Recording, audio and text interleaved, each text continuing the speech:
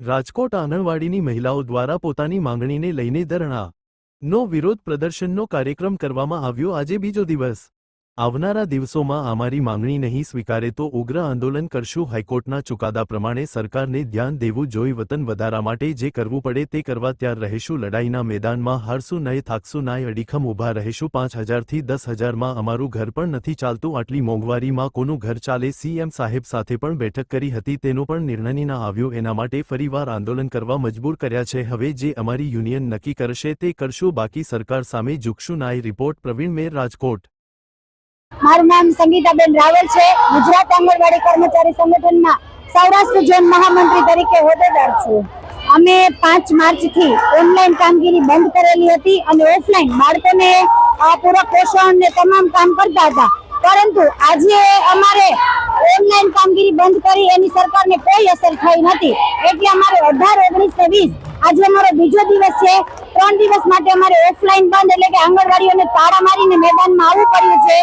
અમારી મુખ્ય માંગણી એ છે કે સરકાર લઘુત્તમ વેતનમાં અમારો સમાવેશ કરે।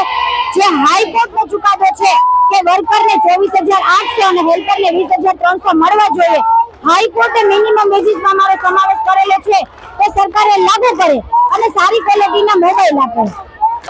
માંગણી નહીં સ્વીકારવામાં આવે તો યુનિયન જે નિર્ણય કરશે એ પ્રમાણે આગળ અમે સોમવારથી પણ બંધ રાખીશું, પરંતુ યુનિયનના આદેશ પ્રમાણે કરશું અને આગામી દિવસોમાં આનાથી પણ ઉગ્ર આંદોલન કરવું પડે તો અમે ચોક્કસથી કરશું। પરંતુ અમારું વેતન છે એ અમે લઈને રહેશું। સરકાર અમને થકાવવા હરાવવા માંગે છે, પરંતુ અમે હારશું નહીં, થાકશું નહીં। અમે લડાઈના મેદાનમાં આમ અડીખમ રહેશું। હવે તો સરકાર જાણે કે એના પેટમાં શું છે એમ।